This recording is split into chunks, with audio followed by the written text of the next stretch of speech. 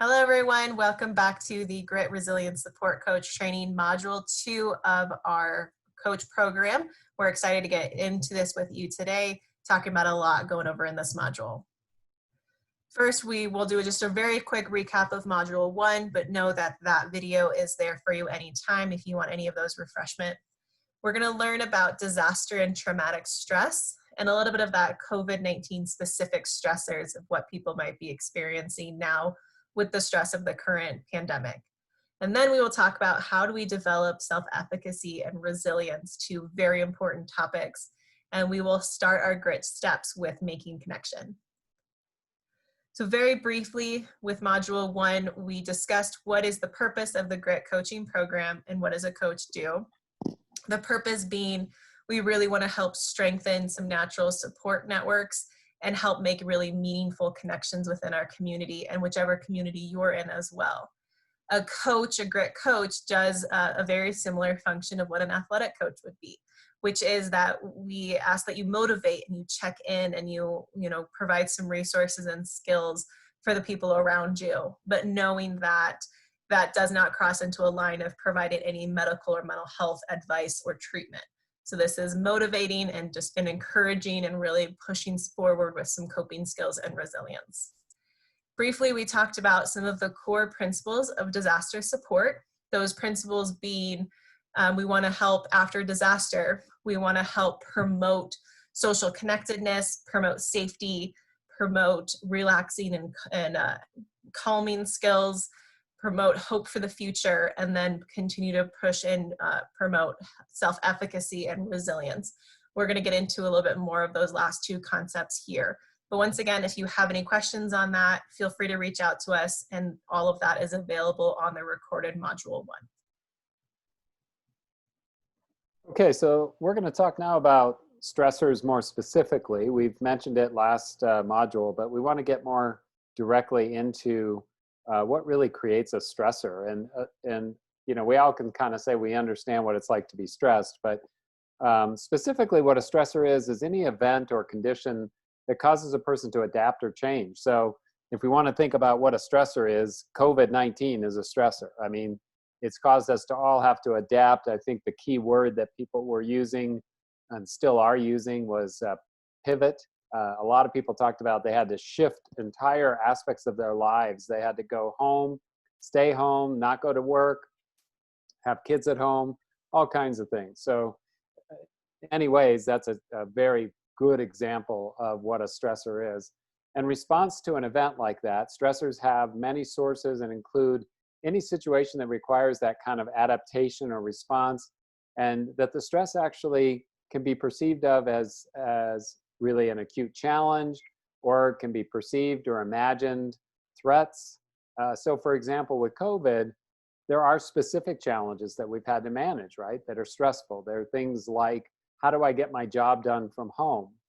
Do I have all the files I need, for example? I know some people who are administrative people that have huge files in their offices at work that had to figure out how to manage all that by being at home during the lockdown period that we've had. So it also can be an imagined but also somewhat real threat around COVID. Am I being exposed? Am I not being exposed? And things like that. So those kinds of characteristics create some unpredictability and ambiguity that makes a stressor very significant for us to have to adapt to. Next slide, please. So the stress reaction that happens for people is really based on how human beings were built from the beginning. And that is, we had to be able to respond quickly and effectively when we were being threatened. So over time, through evolution, we created this very elaborate stress response system in the brain and throughout the body. And those stress reactions are the mind and body's reaction to unusual demands of threat and challenge. Like if you're being chased by something, you need to have a system in your body that can respond extremely quickly so that you can get yourself to safety. So what's interesting about that is this same stress response system, which we'll hear in a few minutes from a famous stress researcher, is firing, if you will, for human beings under a lot of conditions, not just when we're being physically chased and are threatened. So what that really does to us is it creates the fight, flight, or freeze response, which is a very specific biochemical systemic response that the human being experiences. So this is Robert Sapolsky. He's a famous researcher and speaker on stress, and he speaks much more eloquently than I do. So we'll let him share what this is all about.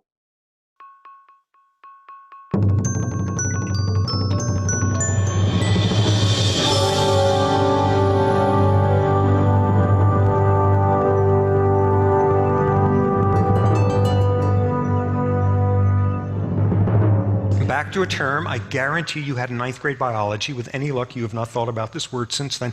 Do you remember homeostasis? Homeostasis, having an ideal body temperature, an ideal level of glucose in the bloodstream, having an ideal everything, being in homeostatic balance.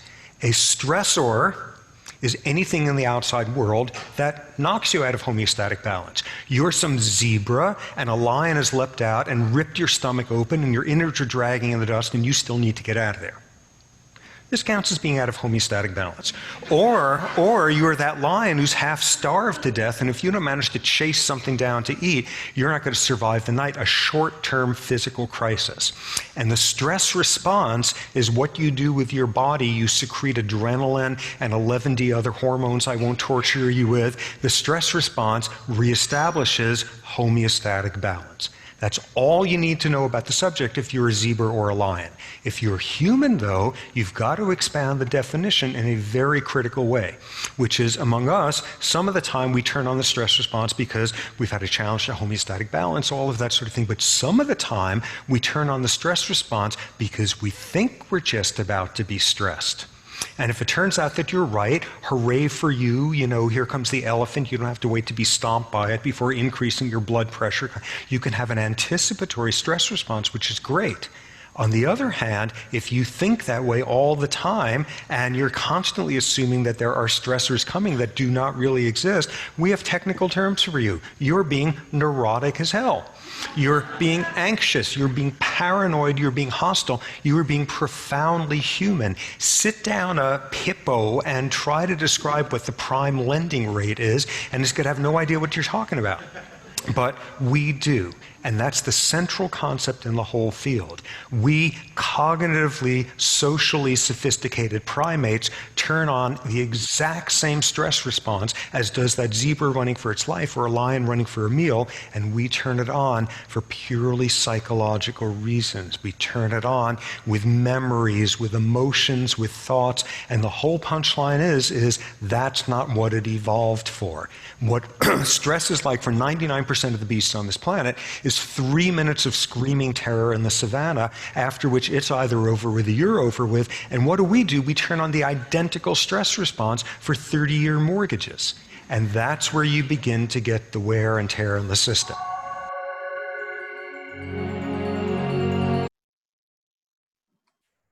I just love so many of what Robert Sapolsky shares there, but one of my favorite things about this video is the fact that he does talk about being profoundly human. I think we have this natural tendency to get really hard on ourselves when we're feeling anxious or depressed or frustrated with what's going on.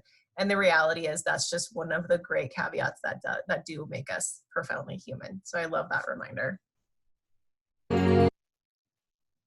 So as Robert Sapolsky also said, we turn on these stress responses for things that are going on in our day-to-day life, such as our mortgage, our kids, our work, whatever's going on.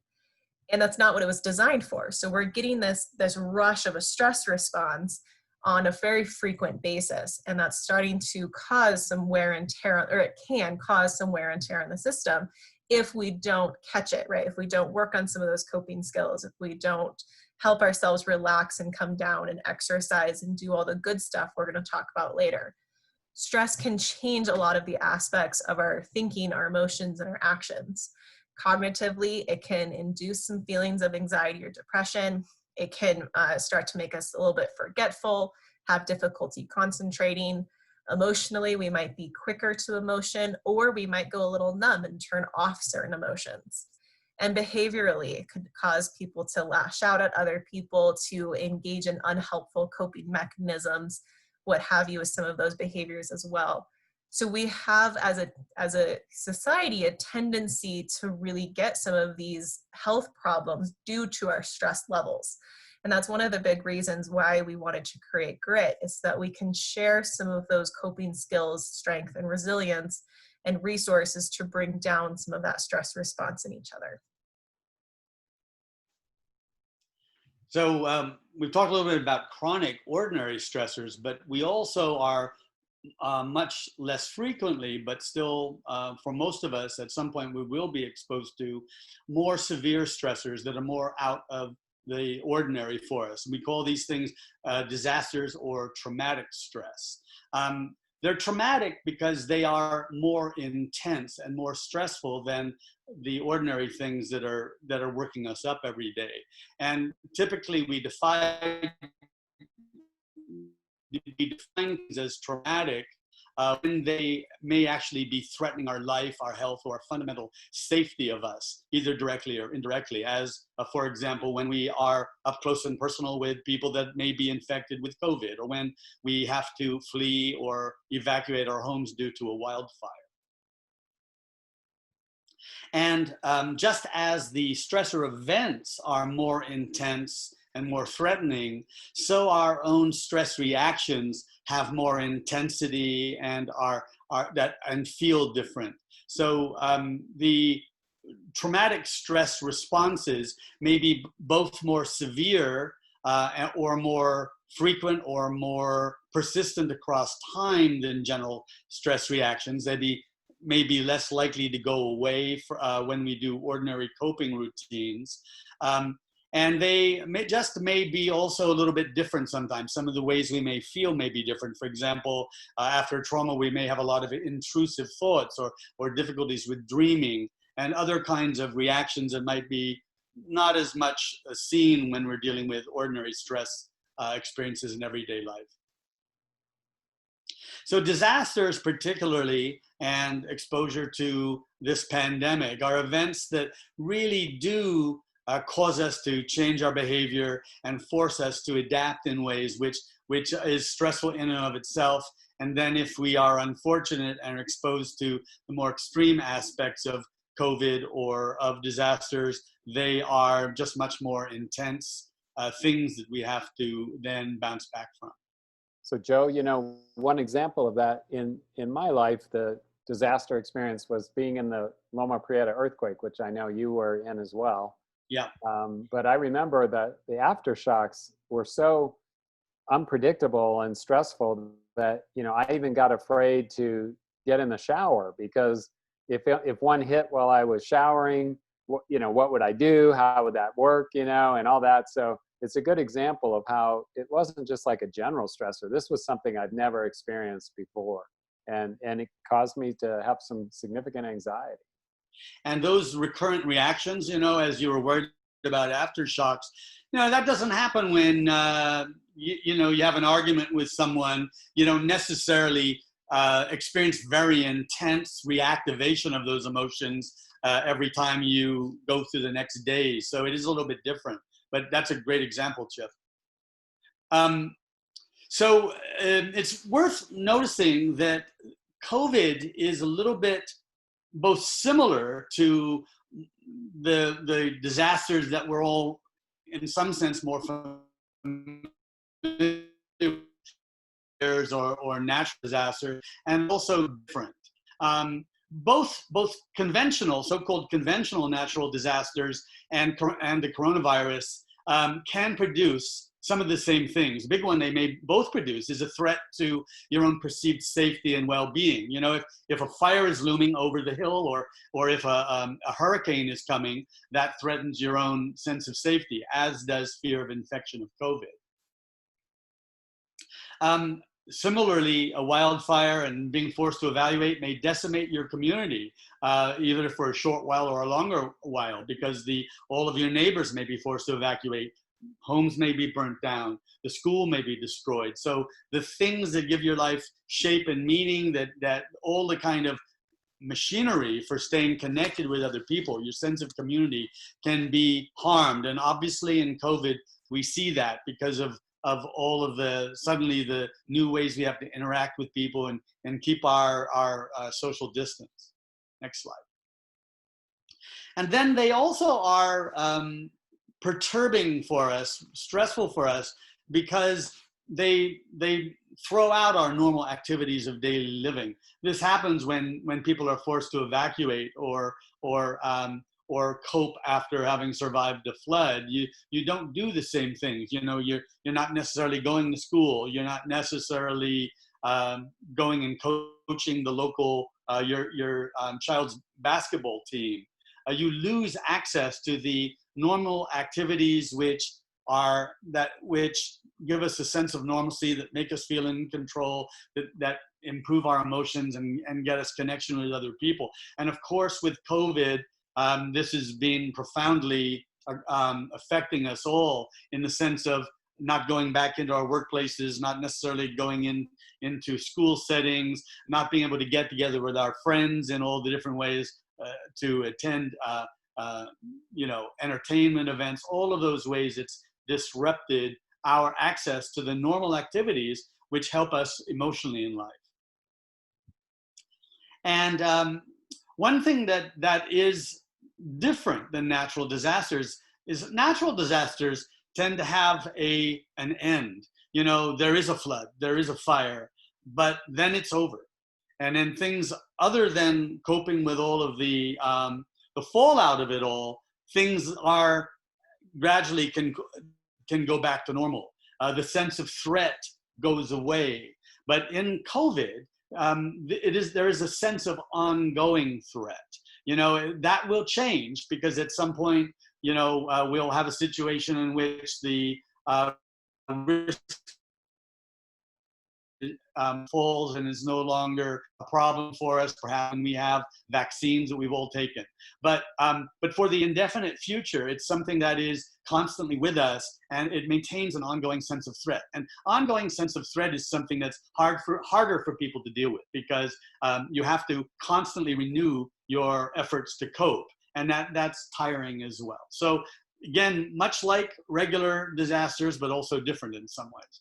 Now, this virus also brings with it some virus-specific stressors, and several kinds of experiences in the pandemic that are especially stressful and are, you know, not necessarily the things we are exposed to in other kinds of stress.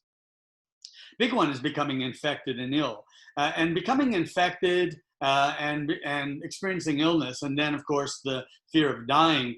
That's a specific kind of stressor, and it's a problematic one, because it is, as I said before, invisible. You can't tell if it's happening to you. It, as Dr. Benight said, it leaves a lot of room for the psychological imagination to make things worse, and to you know, bring a sense of risk where maybe there is not an objective risk, because you cannot tell. So and it also, it affects you on the inside of you. So it can make you, you know, suddenly become very sensitive to any physical reactions you're having, wondering about if you may be, you know, showing signs of infection. Next point. Some of us, by virtue of the work we do or situations, have very high rates of exposure to this. The classic one is the health worker who is treating those infected, especially in places like New York, in Brooklyn, where you know, there were the hospital wards were full of people with the infection, meaning that the healthcare workers had to go in every day and be deliberately exposing themselves to person after person after person who was infected. And that is a kind of stressor that is especially difficult. It's specific to only some of us and specific to COVID, but something that creates a lot of adversity and difficulty for people. This virus also brings within its wake cascades of losses. That is, consequences that flow from the virus and what we've had to do. And the big ones are all the losses, the financial losses, losses of employment, that add to the mix of things that are stressful about this. It's difficult worrying about your own health of your loved ones, and it's difficult being separated from them if you're ill.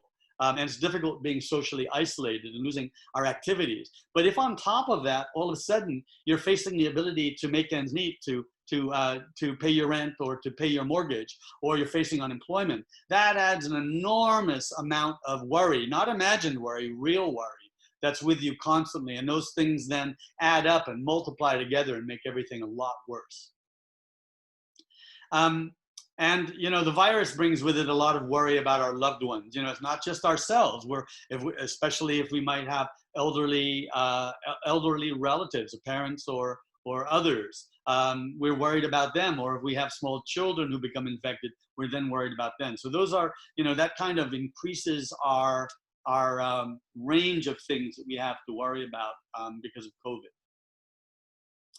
And then COVID has caused for many Americans the death of loved ones. We, at the time of this making this video, I think the numbers are now in excess of 200,000 Americans have died.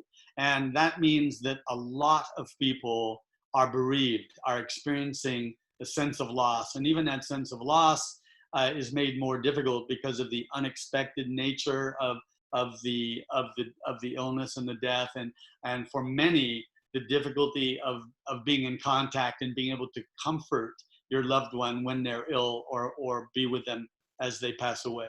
So these are all COVID specific stressors that are especially difficult for us all to go through. And then finally, just I think important to mention is some of us, particularly in the United States, people of Asian ethnicity, might be subject to certain kinds of negative reactions from others. Some of us have sometimes been told to think that the Chinese or Chinese Americans are responsible for introducing this virus into our country. And so sometimes individuals in our community, Chinese Americans, are scapegoated in different ways or threatened or made to feel like they shouldn't be here. And that adds another layer of stressor, which is specific to a pandemic like this one.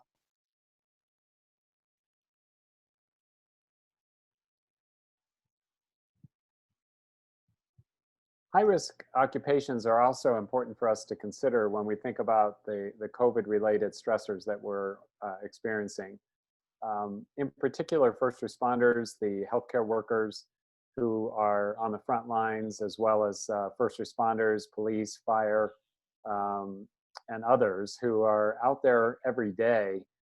Even though the pandemic increases the risk of when you're working in those occupations, these individuals go in and day out and have to manage the increased stress, the increased potential threat of not only themselves being infected, but also bringing that home to their loved ones. And so there's definitely some high-risk occupations that we all need to consider in terms of providing support, reaching out, and that kind of thing. So again, one of the things that these individuals report is an increased risk of being infected, so they're concerned about that. We did some recent research with the University of Utah, and we saw that one of the prime predictors of anxiety, significant anxiety, was actually if you were immune compromised and you worked in one of these organizations or one of these high-risk occupational groups, and also if you were worried about infecting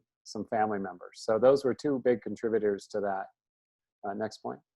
Obviously, another aspect that goes with this is if you're working in those fields, you have greater exposure to people who've passed away. And I know early in the pandemic, there were some horrific situations where medical providers were having to triage who got help and who didn't get help in situations that they just don't normally have to do.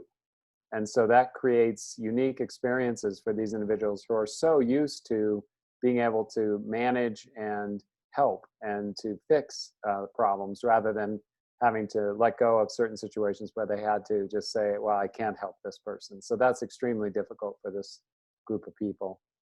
Long work hours, exhaustion is a huge issue. As the pandemic has moved through, there's different levels of work hours now that I think different groups are experiencing. This can peak, as we've seen. There's different peaks of the pandemic. And so ongoing ability to manage those long work hours when they occur and the exhaustion that comes with them can be very, very difficult. Often these individuals may have limited outside support, especially when they're pushed to work the hours that they're working and manage the demands that the pandemic is creating. This can limit their sense of support that they can get. And so we have to worry about that for them and try to reach out as much as possible. And then physical stress. A lot of this work it creates a lot of physical demand and being on your feet constantly. We know that first responders like, military as well, but police and fire will often be on scenes where it takes a lot of physical exertion to be able to manage whatever's happening, whether it's picking up individuals, moving individuals, all kinds of physical stress that can go with that type of work. We also want to discuss briefly about kind of COVID fatigue. I think we're recording this at the end of September, and so we're a good 6 months into dealing with this. And it's just been very wearing, I think, on individuals, on support networks, on the community. We're very social beings, whether you want to be or not. We just tend to thrive more on social connections, and it tends to be a really important source of our support. Work, school environments, our natural kind of day-to-day environment usually provides structure, routine, and some of those important relationships. And when that has shifted to working from home or learning remotely or simply a different demand on your time, it really has kind of worn down our energy, our routine, our normal structure of life. Some of the things you can do if you are also feeling this kind of this COVID fatigue, this desire to get back to the normal life. First of all, simply notice if there has been a change. So maybe spend some time thinking about, what does your day-to-day look like now? What's your emotional and mental wellness looking like now? How did that compare to 3 months ago? How did that compare to 6, 7 months ago? And if there's a significant change, just notice what pieces of that has changed. Maybe connect to other support systems, whether that's a virtual support group, social distance activities, checking in with, friends and family across the country. Help think about structures and routine involving planning. And you can also do these kinds of activities with other people you're connecting with as well, and helping others think through their own structures and routine and get involved in how do we make this a little bit better, a little bit more normal for us. And then simply stay tuned to the people around you as well. Notice if there's other people experiencing some changes. Notice if there's other people who are struggling with similar things, and maybe getting together and brainstorming ways to get through some of that stress together. And Nicole, Mm-hmm. One of the things that a friend of mine mentioned that I thought was really important with this is he called it frontal lobe fatigue, which Yes. is really a good way to describe it, because normally when we don't have the pandemic, we would just go through a lot of our routines without even thinking about it. We would just do them. And it's much easier to do it that way. Now, because of COVID, we have to think through a lot more things, like, do I have my mask? What, am I socially distanced here? Who am I going to visit? Are they potentially exposed? I mean, all of these things we're thinking constantly on our strategizing how to make sure we're being safe. That creates fatigue in itself. And so I think it's really important for us to all recognize that it's kind of like we're trying to run the motor on our car and drive forward with a little bit of the brake on at the same time. So, it creates a lot of stress for us and fatigue. Oh. So self-efficacy is a very important concept that I really want to help all the coachee people who are getting trained on this to understand as well as we can. So the way to develop self-efficacy is really a couple of different ways, but one best way is to set achievable goals and gain a sense of mastery. So when we think about COVID, for example, and we think about the challenges that we're all facing, what we don't often do is reset our goals. We just think everything should be the way they used to be, and so we try to act that way. Even 6 months into the pandemic, I think a lot of us still are sort of fighting that sense of, well, I just don't want it to be the way it is, so I'm going to kind of try to make it like it was before, but we can't. We can't change the fact that this is here. So what we need to do is change our goals and create goals that can be very achievable and specific. A good example, the way I like to describe this, is that people who run marathons don't just get up one day and run 26 miles. They actually start with sometimes just a mile, and then they do a couple weeks later 2 miles. And so, in other words, we want to stepwise build up our strength and resilience by achieving specific goals that we know we've set, and then we can have a sense of mastery from that. What I also like about the example of marathoners with self-efficacy, and keep in mind that maybe it's a marathon for you, maybe it's a 5K, right? Yeah, right. Either way, right? It's a big goal that you have in your life. But what I love about this idea is there's so many pieces that come together when you finally get ready to run that marathon. So, and it goes back to what Joe was saying of how we build those levels of self-efficacy. So first, we've started with a goal in mind, and we've slowly worked our mastery experience to get to the point where we can run 26.2 miles or 3 miles, whatever is your big goal, right? But then it comes race day, right? And on race day, you get to run with all of these people who also have had the mastery experience to run 26 miles. And so you get to lean on that knowledge of, I'm not doing this alone. I've got this community running with me. And then you've got all of these supporters on the sidelines holding these fun signs that say, like, you're crazy, but you can do this, keep pushing.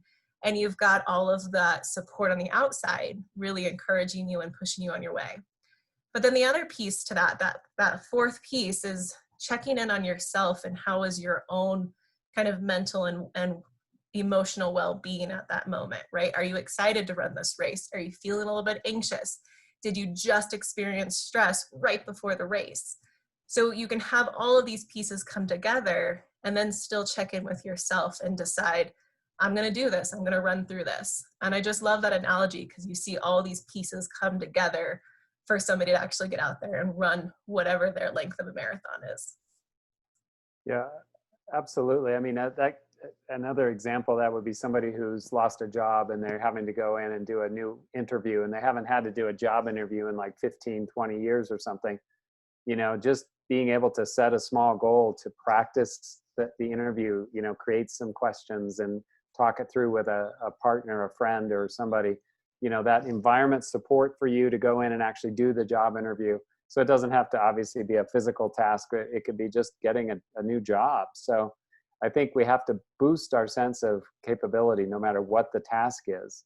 So trauma-related self-efficacy is basically the same idea, in that the person perceives him or herself or their self to figure out how to have a sense of capability to manage the post-traumatic experience. So there have definitely been some people throughout the COVID pandemic who've experienced some significant trauma, not only first responders, healthcare workers, but people whose loved ones have passed away and they haven't been able to be there with them, as we've talked about, or somebody who's gone through another trauma while the pandemic is happening, such as a physical accident or something. So trauma-related self-efficacy focuses on how that person perceives their ability to overcome this new experience, whether it's the pandemic or whether it's another trauma, but they see a way forward. That's the fundamental piece of trauma self-efficacy. And it can include, which with most traumas, most of us, if not all of us, will be very, very emotional after a traumatic experience. And how to regulate those emotions is part of our self-efficacy perception. So if we're feeling like we're coming apart at the seams, we're really going to have poorer sense of efficacy for managing the recovery. if we feel like we can kind of hold it together and keep going forward, that helps a lot. Problems related to the actual trauma or disaster, like with a lot of natural disasters, it's rebuilding a home or finding a way to get school put together for my kids, whatever it might be. I have some efficacy beliefs about, can I get that done? Can I call the car accident car insurance folks to get my car back together again after an accident? So these are the problems that are related to traumatic experiences that we all have to face, and efficacy helps that or hurts it, depending upon where our views are. How we relate to others and maintain our social networks is really important to self-efficacy.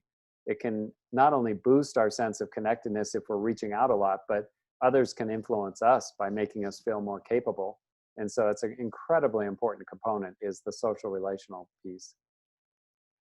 And then fulfilling trauma-related tasks, feeling like you're moving forward. You know, when we talked about the marathon, if I'm now on mile 6 and I started 6 weeks ago with 1 mile, I'm going to feel better about myself. I'm going to feel stronger. So as we fulfill trauma-related tasks or COVID-related coping, we're going to feel stronger and stronger. And that's a big key component to what the GRIT program is all about, is we really want all of our coaches to help others to gain that sense of strength, that they can manage what's happening to them. If not, we can help them to manage it. So we really want to see that as a combined effort to boost people's motivation and strength. We have another self-reflection here. It's on page 19 of your workbook. But spend some time, pause the video before or after we do the self-reflection, but think of times in your life when you yourself have overcome a challenge. Think about what that process was like for you, and then specifically, what got you through it? So thinking about, is it something, you know, some kind of coping skill that you yourself were able to work on? Was it a social support that came in to get you connected? But what were some of those factors that pushed you through whatever that experience was for you? And we'll go ahead and share just little snippets of our own as well. But for me, it was several years ago, I had a house fire 3 weeks before my wedding. So it was stress upon stress, as you couldn't imagine. But what got me through it was seeing everybody kind of come out of the woodworks to really support my family at that time. And then it was really deciding on what were my priorities in those several weeks and how could I just do one thing at a time.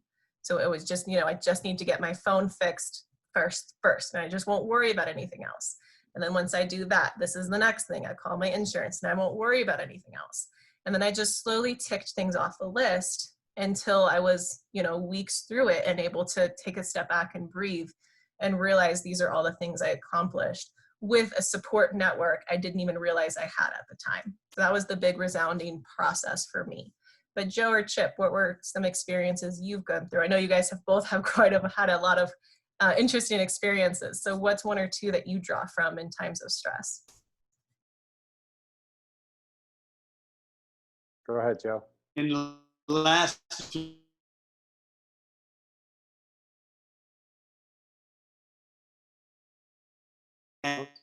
new to me, and I think that several things helped a lot. One was social support, in the sense that I am a person who talks about what he's thinking and feeling. And I did do that with a lot of the people that I know, friends and family. And that was helpful just in terms of hearing how other people experience it and giving me a chance to get things off my chest. I also was helpful to focus on the next thing, right? You know, there were a whole bunch of things that I had to go through, and you had to do each one by itself, and to prepare for the next one and sort of keep that. And then interesting, like Dr. Benight was saying, what happened to me is my efficacy grew over time. As I got through some of the initial steps, I found that I could handle them better than maybe I thought I could.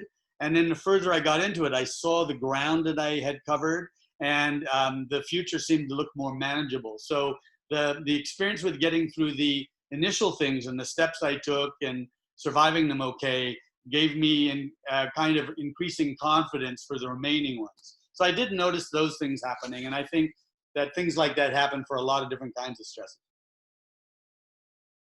Yep. For me, I've been exposed to a number of different disasters, and the biggest one probably was Hurricane Andrew when I moved to Florida 2 days before it hit. And my wife, who was 5 months pregnant, and I went through that, and we were evacuated, and took 12 hours to find a place to stay after we were evacuated. But over the long haul, the recovery was the hardest part, and we didn't have electricity for 3 months, which is an amazing amount of time in southern Florida, I can tell you that. But over that time, we adapted, and I think that's really helped me with COVID. Is that we had experienced some hardship that I never had experienced. I mean, not having electricity and lighting candles at night and things like that was just sort of amazing to me. And we did it under extreme stress with my wife's pregnancy, and I think I learned that I had, and we had together actually, the ability to adjust and to also be creative around our problem solving, because we needed to be. And the more we worked together with that, the better off we were. And of course, reaching out to create new friendships and reach out and get help from people when we needed to. That was important too, because I think before that, I would have been one of those people that I can do it myself. We should be able to handle it ourselves. And that's just, I'm a lot older since then, so I definitely don't think that anymore. So I think that would be that. Those are great examples. And, even if you've never gone through a natural disaster or anything that we would maybe classically label as traumatic or disaster level of stress, we've all been through stress of some nature. And I think this is a really helpful question to look back and think about those times and what did push you through it, so that when you are experiencing new stress, you can go back to those times, because you're standing here today, which means that you have developed some resiliency through the stress in your life. And so thinking about what pushed you into that resiliency, how did you get through those really stressful times for yourself? And sometimes we're a little bit surprised by that answer when we actually sit back and look. But we can use these examples in our current stress as well. And these are also questions you can ask in these grit conversations as well, and remind people, you're standing here, so you've gone through some stress before. What pushed you through it? How did you get through it? And can we take some of those principles and apply them to now? So spend some time, pause here, fill out this reflection, and really think about what are some times that you've experienced any kind of challenge and what got you through it.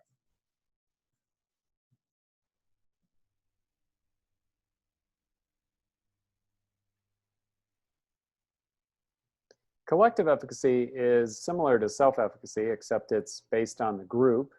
And that group can be a family, it can be a marriage, it can be a department at a workplace, it can even be a community level perception. And the idea is that as a group, and there's a lot of research on this, it's been done a lot in education in terms of teachers and schools, and also in athletics with teams and so forth. And what it shows is that as a team or a unit of folks, of people, gain a sense of capacity for the group itself to be able to respond. As that energy, as that efficacy moves up, and the group feels a sense of combined capacity to respond and to handle things, the overall group does better. And so that's a really important concept when we think about grit, because the idea here is that all of you who are getting trained, the goal is that you reach out and you go out into your community, and you're this sort of spark that helps the overall community to gain a sense, yes, exactly, this community doesn't quit. The idea is that the efficacy for the overall group that you are attached to will then increase with the other people that you know, and their efficacy goes up. And then other people that you don't even know, their efficacy is going up. And so as that group gets stronger and stronger, the community itself gets empowered, and the resilience of the overall community gets higher and higher. So that's really an important concept here. And there's definitely good research evidence that says it helps. And so that's what we're trying to promote. Okay, so resilient. So when we talk about self-efficacy and collective efficacy, these are really key components to what resiliency is all about. But being resilient does not mean that an individual is never stressed, or they never experience any kind of trauma that affects them? Absolutely not. What it means is that the person is able to, or the group is able to respond to these sort of challenges or threats that affect the individual and get back to a pre-stress state or recovery experience, or even be better, grow and become a better person, a better group. That's also a sign of resilience. Individual, and we always know when we know people in our lives like this, that person's just resilient. I mean, they've gone through some stuff, and you shake your head. You're like, I don't know how you ended up here after all that. So we know it when we see it. Individuals high in resilience, they bounce back, they deal with setbacks or obstacles. It's the kind of person that who they just don't take no. I mean, they, as an answer, they just like, all right, I'll find another way to get there. So they're able to be extremely persevering. The more this rebound occurs, the more resilient the person is, and they're able to then translate that experience into future hardships, and they become really a star, if you will, of being able to handle extreme stress or extreme hardships. Next. The experience of adversity alone, as we said, is the experience of successful coping. That's important. Knowing how to and asking for resources is a key component to being a resilient person. You really do draw from your environment. You don't just sit there and kind of rigidly hope things are going to get better. You're just creative about strategizing and using resources to make it better. Flexible coping skills. One of the things we all know too is certain people who, the adage of banging your head against the wall and expecting a different outcome other than a headache is, not the way to do it. And then we know these other people who are just fluidly coping. They kind of see one problem, they kind of get into a dead end, and they're able to maneuver, and suddenly they're down the road a couple of miles figuring it out. So flexible coping, strategizing, being creative around what you're trying to do and what you're trying to solve is really an important component to resilience. Active management of distress. So, I was just reading a book on Abraham Lincoln, and apparently he was quite good at sort of spending time. Early in his career, he wasn't good at this, which was interesting. Later, he got better at calming himself down so that he didn't impulsively respond sort of from an emotional reactionary position. And I think that's a good skill for resilience, is that people who are very resilient, they don't respond from an immediate sort of knee-jerk reaction. They're able to manage their personal distress.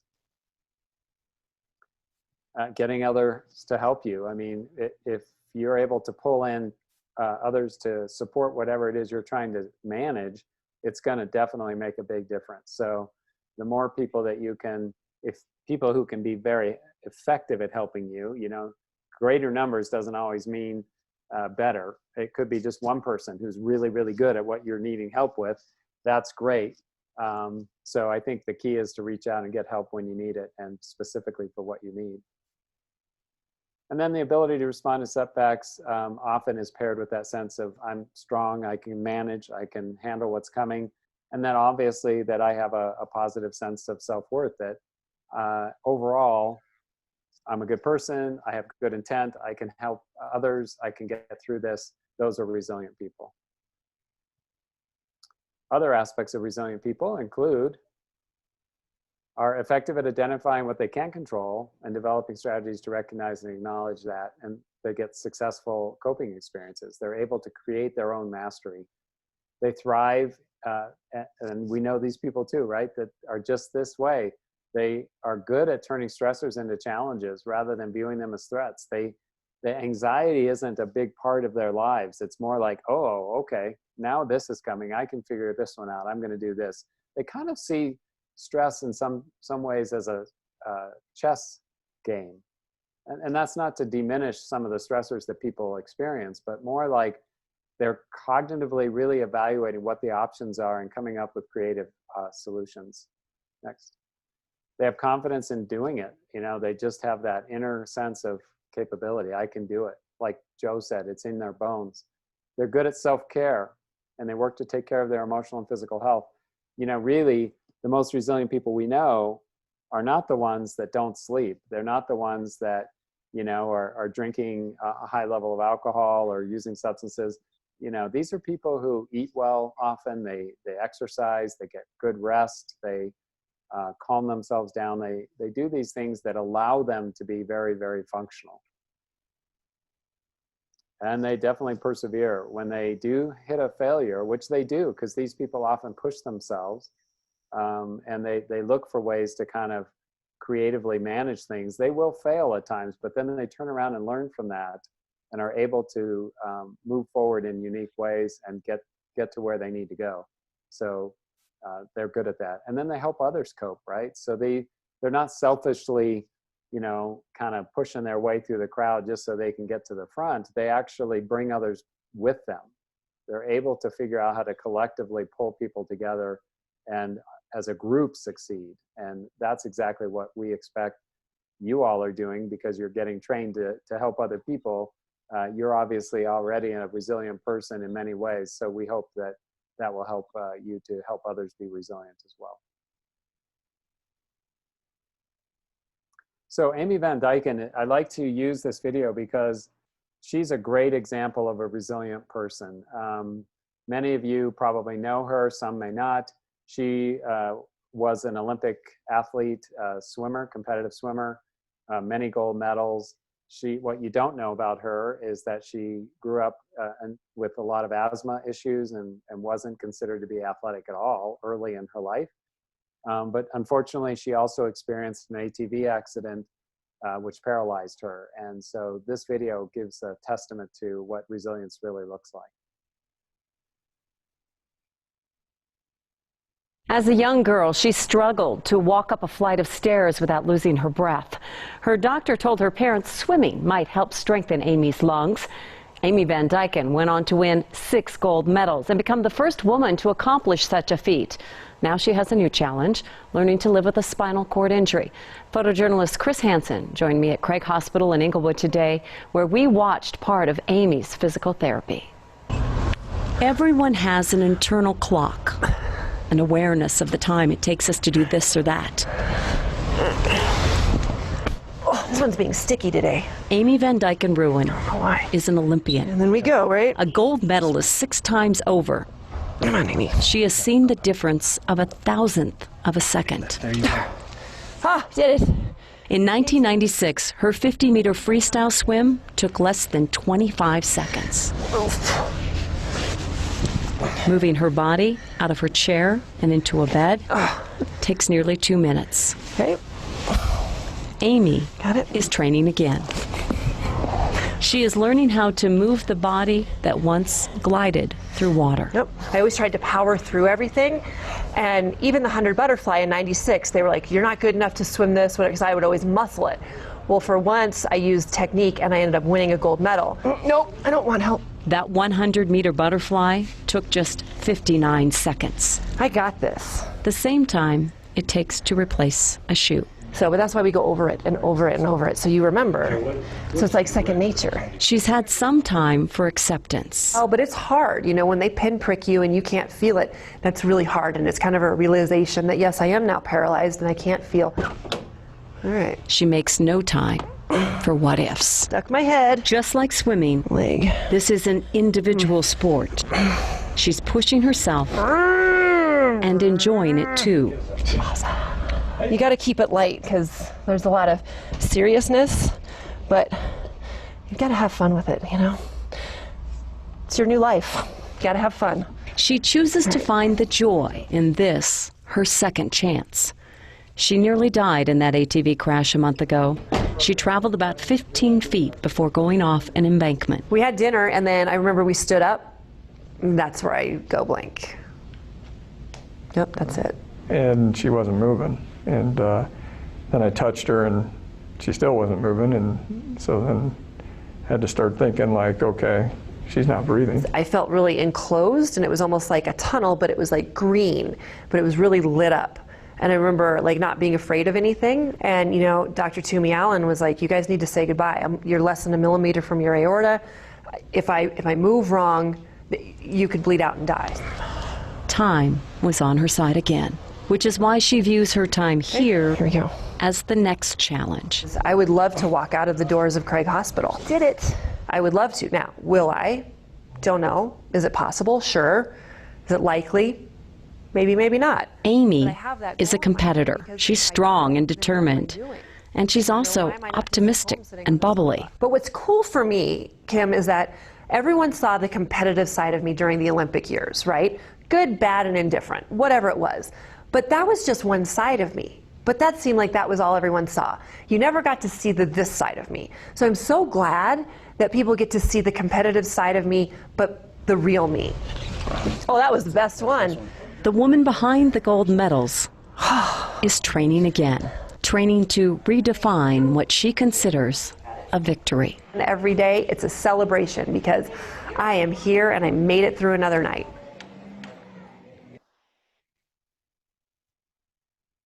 All right, so that was Amy's ATV accident was 2014, and this is a video of Amy just last year, 2019. I came in here, and the first second I was here, I was like, this is going to be my home. And this is my second home. I'm here a lot. Yeah. Slowly lower down. Yes! These people are my people. They are my tribe. I can count on them. The training has been gnarly, but it's been really fun being with everybody. Everybody cheers everybody on, so it makes it great. But she brings it to the gym every single day. So when we started training, we weren't necessarily having the wheel wad games, which she's training for specifically right now, on our mind. We just wanted to see if she could do CrossFit again. So the event that I'm going to is called the Wheel Wad Games, and it is for differently abled athletes. So we've got seated men and women, standing upper extremity, standing lower extremity. We've got small stature, and I believe we have visually impaired. This is the CrossFit Games for differently abled athletes.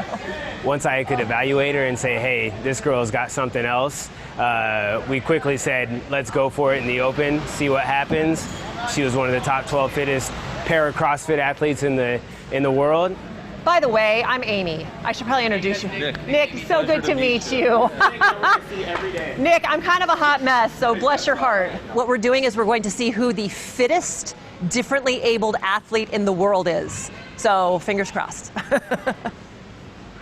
With her drive and determination, we should finish on top. Last year, Amy went on to place second at the World WOD Games, just like points behind the individual who won first.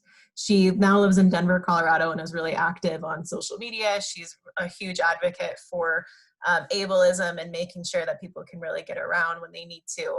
But her story is just so remarkable. I love it a lot. All right, so that brings us back into our 5 steps of grit, and we want to make connection, ask questions, identify coping strength and resilience, add to those strengths, and then review, summarize, discuss action steps, and give resources. We're gonna start working on making connection at the end of this module here. So first, when we wanna make a connection or make contact with others, simply introduce what you'd like to do and explain your role. You can always say that you just did this training as a grit coach, although you do not need to. The intention behind these is really just, again, build on your natural conversations anyway. But reach out, initiate contact. So again, pinpoint those people in your life who might need a little extra support, or those individuals who have come up when you're thinking about some of the stress going on. Introduce your role, which simply means that, hey, I want to check in on you, or you've been on my mind and I wanted to see how things are going for you. Your role there is, I would like to be a support for you in whatever way that can look like. Ask for permission to talk about the stress that's going on. It's not always a good time for people, and so we want to make sure that we respect that space if that's what's coming up. Or it could simply be that people don't want to share some of the stress or experiences they're having, and that's okay too. We just want to then offer support for down the road, saying, you know, if today's not a good time, can I check in with you next week? Or, you know, is there somebody else you'd like to check in on that I can get you connected with? Whatever that conversation might be. And then once again, try to ensure privacy and making sure that if it's a one-on-one contact in person, that there's not a lot of people around you. If it's a virtual conversation, that you can't be easily overheard. when we are making some of that connection, reaching out and making contact, we're promoting that level of connectedness, which is one of those 5 core principles of disaster support.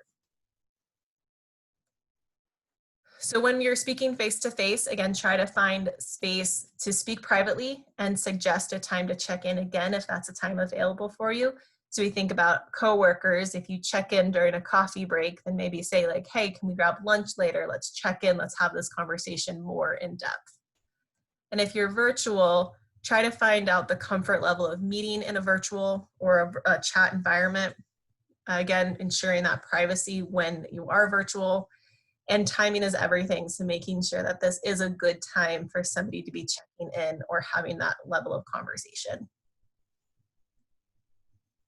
Some simple words you can say when it's your turn. So when you are practicing and then when you're out in the real world having these great conversations, these are always words that you can fall back on, and there's more in your workbook as well.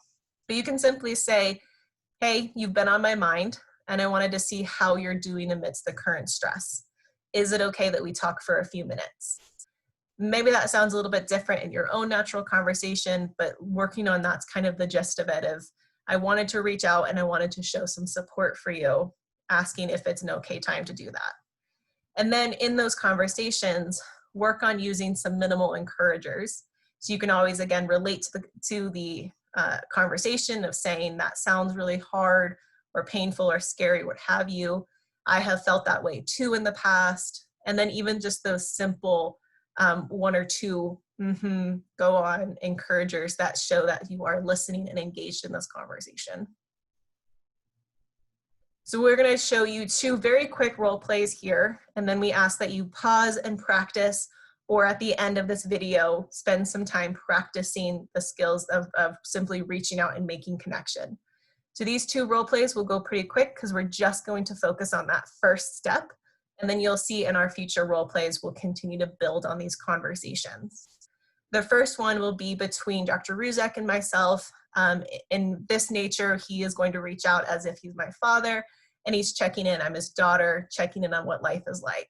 And then in the next role play, it will be between Dr. Benight and Ruzek, where Chip is reaching out to Joe as if just a simple friend and checking in on seeing what life is like. So we'll start with Joe and myself. Hi, honey. I was just thinking about you, and I thought I'd give you a quick ring to check in. Is it an okay time to talk? I just wanted to talk for a couple of minutes.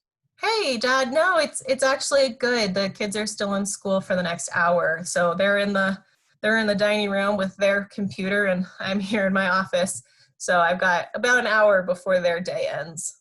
Oh, great. Because I was just watching a news program, and they were talking about how COVID is affecting all of us emotionally, and they were especially talking about being a parent and the kids returning to school. And so I just thought I'd like to check in with you, because I know this whole thing's messing with my head, and I was wondering how it's going for you emotionally and how you're feeling. Oh man, let me tell you how it's been. So we're going to go ahead and pause here, and we will continue this conversation in later role plays.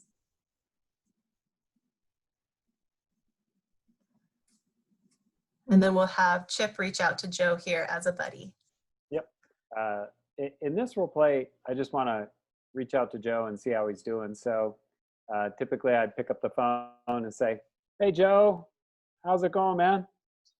Hey, Chip. Hey, how you doing? Nice to hear from you. Yeah, I'm doing okay. Listen, I wanted to kind of check in on you, though. This COVID thing's been pretty intense, and I know that you've got a lot of stuff going over there, and I was just thinking about you, and I wondered if this is an okay time for us to be able to kind of talk about that. Well, thanks, and I do appreciate it, but it's not really very good right now. There's just some stuff going on in the family, and just kind of a hassle. So I don't know, maybe maybe we could do it another time, because it's just not I don't really got the space right now. Yeah, no problem at all. I was wondering, maybe you could just give me a buzz back, like when you could have a little more time, and we could maybe even this weekend or something, we could chat. Yeah, I mean, this is just like a temporary thing. So maybe, yeah, the weekend would be good. I've got a lot of open time. So maybe, I don't know, Saturday afternoon or something like that. Cool. Yeah, I'll just ring you up in the afternoon and we can kind of really talk, because I've been missing you and I just really wanted to hear how you're doing. Yeah, it'd be great because I'd love to hear what's going on with you too. Yeah, and thanks for ringing. I do appreciate it. All right. Talk to you later, man. Okay, talk soon. Bye-bye. So 2 pretty simple role plays there. And like I said, we'll build on some of those conversations in later modules. But spend some time now thinking about how you yourself would initiate a conversation with a friend, family member, neighbor, and then maybe a coworker, somebody else in your life. Because that conversation might sound a little bit different. If you're checking with a neighbor, there might be a little bit more purpose towards it, right? You might be going over there and saying, hey, I noticed you haven't been able to mow your lawn in a couple of weeks, and I just wanted to see if there's anything going on and if I can help at all, right? So there just might be a little bit of a different way to initiate some of those conversations. Or again, with your coworker, it might be grabbing a quick cup of coffee together. What does that conversation sound like? So spend some time, have some fun with this, talk to your dog or whoever is in your room, but practice what some of these initiating conversations could sound like. Because then when you're in those moments of having a potential connection with somebody, it comes out a little bit easier and more natural. All right, we're also going to give you some homework this module as well. So before you watch the third module, excuse me, spend some time checking out these 2 free resources. The first is the My Resilience website. We are going to talk about this one more in depth, but we'd like you to go in and just check it out, see what it's like for you. And then we'll spend some time really explaining of what all the different modules that are in there. But it's a really wonderful supportive mental health platform that talks about some really important topics of stress and resilience. The second one, you've hopefully already been to once because you signed up for this training, but it is our GRIT website. We have a really neat video cast series on there, 30 Keys to Grit, that talk about some areas of resilience right now. And then we have a bunch of different resources listed for different areas. So if you want to check that out as well, there's information for healthcare populations, veterans, youth, a bunch more broken up in there as well. So definitely check these 2 out, and we'll talk more about them in later modules as well. And I just want to say one last thing, Nicole. So the My Resilience URL can also be found at just more simply myresiliencehelp.com. And so again, people might want to just write that down, just myresiliencehelp.com, and you can get to it there too. So perfect. These are also in your workbook as well. Great. All right, that brings us to the end of module 2. Hopefully you've learned a lot about some stress and also resilience and how to start having the grit conversation. We will see you in module 3 as we talk about asking good questions and identifying coping strengths and resilience. Thanks for tuning in, everybody. We'll see you on mod 3.